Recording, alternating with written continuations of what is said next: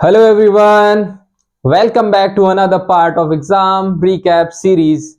Today we are going to discuss another part of 3D geometry. In the first part हम लोगों ने ये दोनों चीजें पढ़ ली थी बहुत अच्छे तरीके से। Direction cosine of and direction ratios of a line क्या होता है, equation of a line in space वो क्या होता है, उसके बारे में हमने बहुत ही डिटेल अंडरस्टैंडिंग की थी. Now we are going to study about angle between two lines, how we calculate angle between two lines and the shortest distance between two line. Basically skew lines के लिए हमें शॉर्टेस्ट डिस्टेंस निकालना होता है. तो चलिए हम लोग स्टार्ट करते हैं. अगर आपने ये चीजें नहीं देखी हैं तो आप इसको फर्स्ट पार्ट में जाकर देख सकते हैं. और आज जो कि हमें एंगल बिटवीन टू लाइंस देखना है तो वो हम लोग पढ़ेंगे. तो ये सबसे पहला हमें क्या पढ़ना है, angle between two lines. Angle between two lines whose direction cosines are given. आपको मैंने प्रीवियस उसमें पार्ट में बता दिया है कि डायरेक्शन कोसाइंस क्या होते हैं किसी भी लाइन के. Suppose we are having line L1, उसके डायरेक्शन कोसाइंस, सॉरी इसको 2 minute. We are having line L1 and इसके डायरेक्शन कोसाइंस के फॉर्म में अगर लिखे तो L1 x plus M1 y plus N1 z. We are having equation of line, and similarly we are having equation 2 as L2 x plus M2 y plus N2 z. We are having these two lines और हमें इनके बीच का angle निकालना है. And definitely अगर हमारे पास दो लाइंस हैं तो ये कहीं ना कहीं इंटरसेक्ट कर रही होंगी. सपोज ये लाइन L1 है, ये लाइन L2 है, एंड फाइनली इसके बीच का एंगल कुछ थीटा होगा. तो इस थीटा को किस तरीके से निकाल सकते हैं, we can go with dot product also. Cos theta की वैल्यू वहां से भी निकाल सकते हैं, और साइन थीटा अगर किसकी बात करें हम स्केलर वेक्टर प्रोडक्ट की बात करें तो वहां से साइन थीटा निकल सकता है. तो पहले हम लोग कॉस थीटा की बात करते हैं. कॉस थीटा क्या होता है, दो वेक्टर का डॉट प्रोडक्ट. मान लीजिए ये वेक्टर ए है तो इसका dot product L1 vector dot L2 vector, और अपॉन में क्या होता था, L1 वेक्टर का मैग्नीट्यूड अपॉन में L2 वेक्टर का मैग्नीट्यूड. तो ये इस तरीके से हम लोग आसान तरीके से निकाल सकते हैं क्या, कॉस ऑफ थीटा. इसका मैग्नीट्यूड ले लेंगे तो will get this angle theta, और यहां से cos थीटा आएगा, इधर कुछ वैल्यू आएगी, we theta equals to cos of inverse this value. और L1 L2 की अगर बात करें तो we can write like this, L1 L2 plus M1 M2 plus N1 N2 upon we know, अगर इसके मैग्नीट्यूड की बात करें दैट इज 1 और इसके मैग्नीट्यूड की बात करें दैट इज 1, तो cos of theta is equals to this. इस तरीके से हम लोग आसानी से निकाल सकते हैं. अगर मैं बात करूं कि दो लाइंस हमारे पास पैरेलल कब होंगी तो उसकी कंडीशन क्या होने वाली है, पैरेलल लाइंस की कंडीशन थोड़ा पेन मोटा हो रहा है इसको,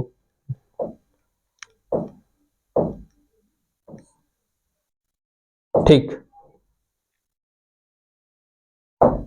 कंडीशन पैरेलल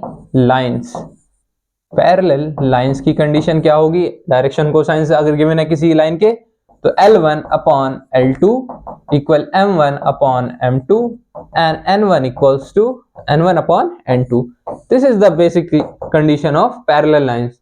अगर मैं बात करूं परपेंडिकुलर लाइंस की, दो लाइंस हमारी परपेंडिकुलर हैं, it means they are forming an angle. कितना एंगल बना रहे होंगे, 90 degree, and cos of 90 is what, 0. तो cos 90 0 होने पर तो ये वाली वैल्यू 0 हो जाएगी. तो now for condition for what, किसकी कंडीशन लिखने वाले हम लोग, दो लाइंस परपेंडिकुलर लाइंस. तो we can simply write L1 L2 M1 M2 plus N1 N2 equals to 0. These are basically the two results from the basic formula. Similarly, we can go through with sin theta. Sine theta के लिए क्या करना होगा, we have to find cross product line 1 और 2 का cross product का magnitude upon L1 का magnitude, L2 का magnitude. In this way we can get through sine theta. ठीक, इतनी बात आपको क्लियर होगी। और L1 क्रॉस L2 का जो मैग्नीट्यूड होगा वो कैसे निकालेंगे, तो आपको पता होगा कि I, अगर मैं L1 क्रॉस L2 की बात करूं इसके मैग्नीट्यूड की, तो यहां से निकालेंगे I J K, और L1 यहां पर L1 M1 N1 L2 M2 and N2। in this way we can calculate the value of L1 cross L2। तो यहां से हम लोग निकाल सकते हैं। तो चलिए अब नेक्स्ट देखते हैं, अगर डायरेक्शन रेशियोज गिवन है हमारे पास, तो उस केस में कैसे निकालेंगे हम angle. When angle between two lines, मतलब जब डायरेक्शन रेशियोज हो, as we all know that direction ratios are basic किसके मल्टीपल होते हैं, डायरेक्शन कोसाइन के मल्टीपल होते हैं। तो हमारे पास लाइन L1 है, L1 लाइन है, इसके direction ratios A1x B1y C1z, and line L2 A2x B2y and C2z। These are basically two lines जिनके डायरेक्शन रेशियोज गिवन है। अब आप पूछ रहे होंगे डायरेक्शन रेशियोज क्या है, A1 B1 C1 A2 B2 C2। Line L1 की बात करें तो direction ratios A1 B1 C1 है, और लाइन 2 की बात करूं तो A2 B2 C2 are the direction ratios of line. इतनी बात आपको क्लियर होना चाहिए। अगर मैं इनके एंगल की बात करूं, suppose we are having line this L1 और ये लाइन L2 है, इनके बीच का एंगल जो है दैट इज थीटा। इनके बीच का एंगल कितना है, थीटा है। How will find this angle theta, कैसे निकालेंगे आप। Similarly we will go through this formula, cos theta, cos of theta what, देखिए cos थीटा क्या होगा, L1 डॉट L2 अपॉन में L1 का मैग्नीट्यूड अपॉन L2 का मैग्नीट्यूड। इस तरीके से we will find cos theta, and you will see यहां पर L1 डॉट L2 है, इसका मतलब क्या है, डॉट प्रोडक्ट हो रहा है, डॉट प्रोडक्ट हो रहा है। तो डॉट प्रोडक्ट, ये हमारे पास दो वेक्टर हैं A1x B1y C1z, इस तरीके से। तो इनका डॉट प्रोडक्ट कैसे निकालेंगे, ये लाइन L1 है, ये लाइन L2 है। तो किस तरीके से निकालने वाले हैं, वी नो। तो यहां पर क्या होता है डॉट प्रोडक्ट में, ये जो x ये है XYZ, तो इन दोनों का मल्टीप्लीकेशन होगा x के करस्पॉन्डिंग एलिमेंट्स का। तो यहां से आ जाएगा A1 A2 plus B1 B2 plus C1 C2। इस तरीके से हमने डॉट प्रोडक्ट निकाल दिया। अपॉन में क्या रहने वाला है, L1 लाइन का मैग्नीट्यूड। इस लाइन का मैग्नीट्यूड कैसे निकालते हैं हम लोग, magnitude of L1 is given as under root A1 square plus B1 square plus C1 square। In this way we will get the magnitude of L1। Similarly we can go for L2 line also। तो यहां से अब देखिएगा क्या लिख सकता हूं मैं इसको, A1 square plus B1 square plus C1 square। Similarly we can go for L2 line का magnitude A2 square plus B2 square C2 square। This is the final result we can calculate or we can get the angle theta। बहुत ही आसान है, ये हम लोग निकाल सकते हैं। पहला केस था कि उसमें हमको क्या गिवन होगा, डायरेक्शन कोसाइंस गिवन होंगे। डायरेक्शन कोसाइंस क्या होंगे, LMN जनरली रिप्रेजेंट कर रहे हैं। और डायरेक्शन रेशियो सेकंड केस में ABC और डायरेक्शन रेशियोज दो लाइन है, तो A1 B1 C1 पहले लाइन के डायरेक्शन रेशियोज हैं। A2 B2 C2 are the direction ratios of second line. इस तरीके से बहुत ही आसानी से हम निकाल सकते हैं angle between two lines whose equations are given. Suppose in vector form in और यहां पर एक चीज और देख लीजिए, मैंने मिस कर दिया शायद, I just missed out condition. अगर मैं बात करूं condition for parallel lines and condition for perpendicular lines, अगर हमारे डायरेक्शन रेशियोज गिवन है तो हाउ विल गो थ्रू। तो पहले मैं बात करता हूं condition of parallel lines. Parallel line की कंडीशन क्या होने वाली है, A1 upon A2 B1 upon B2 and C1 upon C2। ये किसकी कंडीशन है? ये कंडीशन है पैरेलल लाइंस की, मतलब डायरेक्शन रेशियोज क्या होंगे? प्रोपोर्शनल होंगे। अगर मैं कंडीशन ऑफ परपेंडिकुलर लाइन की बात करूं, मतलब ये L1 L2 दोनों परपेंडिकुलर हैं, तो इनके बीच का एंगल 90 होगा। And cos of 90 is what? Condition of perpendicular lines. और we know A1 A2 B1 B2 plus C1 C2 equals to 0. This is basically the condition of perpendicular lines, condition of parallel lines. In this way we can go for both conditions. Angle between two lines की मैं बात कर रहा था कि अगर हमारे पास दो लाइन है, firstly will check out for vector form. अगर हमारे पास कोई इक्वेशन वेक्टर फॉर्म में गिवन है तो उसके लिए कैसे देखते हैं? अगर इन वेक्टर फॉर्म हमारे पास equation of line L1 given है A1 plus lambda B1. Similarly, we are having L2 A2 plus mu time B2. These are basically equation of line in vector form. अगर हमें इनका एंगल निकालना है, किसका angle निकालना है? इन दोनों का एंगल निकालना है, तो किस तरीके से निकालने वाले हैं? cos थीटा क्या होगा? L1, इसको एक तरीके से और कर सकते हैं,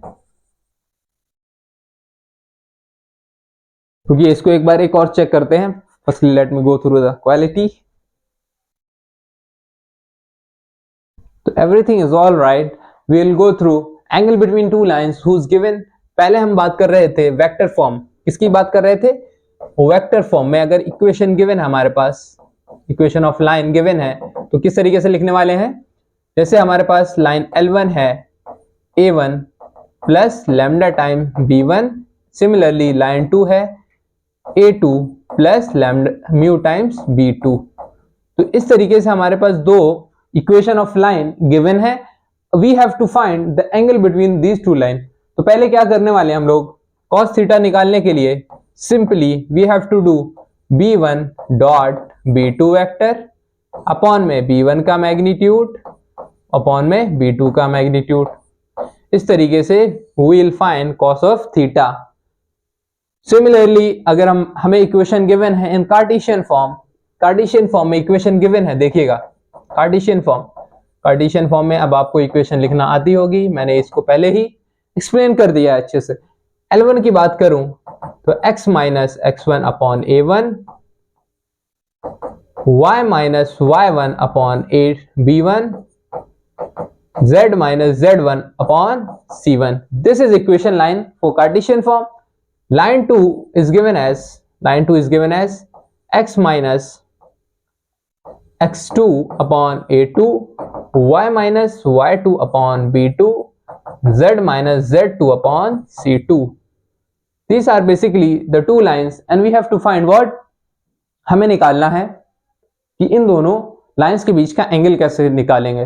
तो एंगल निकालने के लिए we have to simply do, हमारे पास A1 B1 C1 से कुछ डायरेक्शन रेशियोज जो कि गिवन है लाइन के, तो उससे वेक्टर बन रहा होगा, तो उसका डॉट प्रोडक्ट ले लीजिए और इसके जो हमारा रेशियो से, मतलब डायरेक्शन रेशियो से जो वेक्टर बन रहा होगा उसका रेशियो डॉट प्रोडक्ट, तो L1 डॉट L2 करेंगे तो वहां से हमारे पास आएगा A1 A2 B1 B2 C1 C2 और हमारे पास मैग्नीट्यूड ऑफ दिस वेक्टर, तो A1 square B1 square C1 square, similarly magnitude A2 square B2 square and C2 square. From here we can get the equation. यहां से हम लोग फिर वही कंडीशन ऑफ परपेंडिकुलरिटी निकाल सकते हैं, कंडीशन ऑफ पैरेलल लाइंस निकाल सकते हैं कि दो लाइन पैरेलल कब होंगी? जब ये डॉट प्रोडक्ट जीरो हो जाएगा, मतलब A1 A2 B1 B2 C1 C2 zero हो जाए, तो उस केस में दोनों लाइन क्या हो जाएंगी? दोनों लाइन परपेंडिकुलर हो जाएंगी।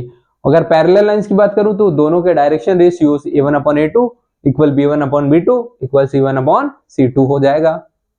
बहुत ही सिंपल। अब बात करूं equation of line passing through a given point and perpendicular to two given lines. हमारे पास एक लाइन है L1 A1 plus lambda time B1, हमारे पास दूसरी लाइन L2 है A2 plus mu time B2, ये दो लाइन है, दो लाइन के परपेंडिकुलर निकालना है।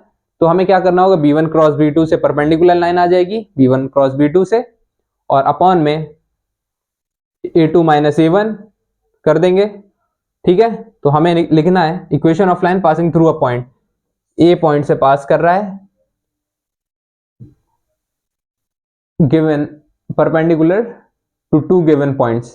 तो हमें लिखना है ना, तो किस तरीके से लिखेंगे, equation of line, equation of line can be given as a vector plus, sorry इसको लिखेंगे equation of line, equation of line कैसे लिखने वाले हैं, ए dot B1 cross B2 vector, तो इससे एक वेक्टर आएगा upon magnitude of A vector. इस तरीके से हम लोग लिख देंगे, सॉरी B1 क्रॉस B2 का मैग्नीट्यूड आएगा यहाँ पर, इसको थोड़ा एक बार चेकआउट कर लूं मैं, B1 क्रॉस B2 का। तो इस तरीके से हम लोग आसानी से इक्वेशन ऑफ लाइन दे सकते हैं। ठीक, let me check it once.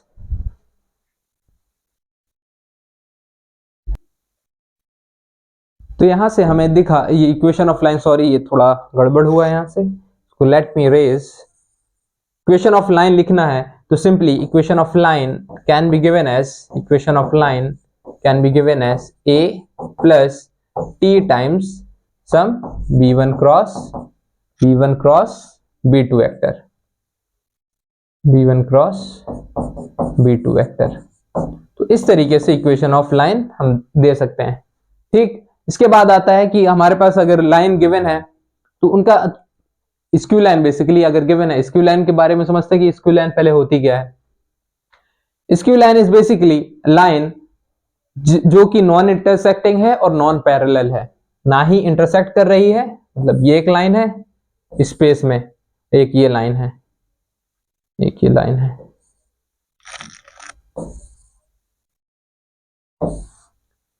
ये स्पेस में है, मतलब कुछ ऐसी लाइंस, एक ऊपर से जा रही है एक नीचे से जा रही है, ना ही पैरेलल है और ना ही इंटरसेक्टिंग है। तो इस तरीके की लाइंस को हम बोलते हैं स्क्यू लाइंस। और इन स्क्यू लाइंस के जो ये डिस्टेंस होगा बीच का, इसको निकालना है, that is perpendicular distance, unique distance होगा। पहले वेक्टर फॉर्म के लिए शॉर्टेस्ट डिस्टेंस निकालना है स्क्यू लाइंस का, और कार्टेशियन फॉर्म में किस तरीके से निकालते हैं तो उसको देखते हैं हम लोग। तो अगर मैं बात करूं वेक्टर फॉर्म की, हमारे पास एक लाइन L1 है, we are having as A1 plus lambda times B1 and L2 line as A2 plus mu time B2। ये हमारे पास क्या गिवन है, we are having this two lines in vector form, we have to calculate the shortest distance between two skew lines। तो shortest distance निकालने के लिए D is given as simply कैसे करना है, B1 क्रॉस B2 और पहले A2 माइनस A1, तो यहां से एक वेक्टर आएगा, इसका डॉट प्रोडक्ट किससे करना है, B1 cross B2, B1 cross B2 से। तो यहां से ये एक क्या वेक्टर क्वांटिटी आएगी, ये वेक्टर क्वांटिटी आएगी, दोनों का डॉट प्रोडक्ट स्केलर क्वांटिटी आएगी, इसका मैग्नीट्यूड ले लेना है और B1 क्रॉस B2 के मैग्नीट्यूड से डिवाइड करना है और इसका मैग्नीट्यूड ले लेंगे। तो यहां से shortest distance between this two line आ जाएगा, एक लाइन ये है, एक लाइन ये है, और ये इंटरसेक्ट नहीं हो रही है, मतलब स्पेस में है, 3 डायमेंशनल स्पेस में, मैं 2D की बात नहीं कर रहा हूं, 3 डायमेंशनल स्पेस में इस तरीके से लाइन है। तो इनके बीच का जो परपेंडिकुलर डिस्टेंस होगा that can be easily calculated by D A2 minus A1 dot B1 cross B2 upon magnitude of B1 cross B2। Similarly we can go for Cartesian form. Cartesian form में अगर हमारे पास equation of line given है तो वहां पर भी यही फॉर्मूला यूज करते हैं। ये कौन सा फॉर्मूला है, वहां पर जो हमारा वेक्टर गिवन होगा वो कुछ इस तरीके से गिवन होगा, L1 x M1 y N1 z, और ये लाइन 1 की इक्वेशन गिवन होगी। लाइन 2 की इक्वेशन की बात करूं, L2 x M2 y N2 Z। B1 cross B2 की अगर बात करें तो B1 क्रॉस B2 कैसे निकलेगा? इक्वेशन ऑफ लाइन ये कहां से आ रही है? ये यहां से x minus x1 upon A1 y minus y1 upon B1, इसको बेसिकली B1 से रिप्रेजेंट करेंगे Z minus Z1 upon C1। तो यहां से B1 क्रॉस B2 को लिखेंगे cos of theta. cos theta क्या है हमारे पास? A2 माइनस A1 इसका डॉट B1 क्रॉस B2, और साथ में क्या है? B1 का मैग्नीट्यूड, B1 B2 का मैग्नीट्यूड। cos थीटा नहीं है, ये शॉर्टेस्ट डिस्टेंस है D। B1 क्रॉस B2 निकालना है, B1 क्रॉस B2 निकालना है, तो ये कैसे निकलने वाला है? I J K, ये L1, ये M1, ये N1, ये L2 M2 N2, क्या आ जाएगा? N2 आ जाएगा। L1 M1 N1 L2 M2 N2, तो यहां से B1 क्रॉस B2 आ जाएगा, इसको A2 माइनस A1 वेक्टर कर देंगे, ठीक। और B1 क्रॉस B2 का मैग्नीट्यूड निकालना है, B1 क्रॉस B2 का मैग्नीट्यूड निकालना है, तो वो कैसे निकलने वाला है? और ये चीज यहां से थोड़ा इरेज करिए, L1, यह बेसिकली B1, ये B1 वेक्टर है, ये B2 वेक्टर है। तो B1 क्रॉस B2 हमने इससे निकाला है, L1 M1 N1 से, और इसका मैग्नीट्यूड निकालना है, तो यहां से हम लोग सिंपली निकाल सकते हैं इसका magnitude, M1 N2 M2 N1। तो इस तरीके से इसका मैग्नीट्यूड निकाल देंगे और उसका डॉट प्रोडक्ट निकाल देंगे। तो फाइनली यहां से हमारा ये जो 3D का पोर्शन था वो कंप्लीट होता है। इसके मोस्टली पार्ट हमने कवर कर लिया है। In the upcoming part we will going to discuss the PYQs and also solve every type, basically जो भी टाइप्स एग्जाम में पूछे जा रहे हैं उनको सभी को सॉल्व करने वाले हैं at the end. Thank you.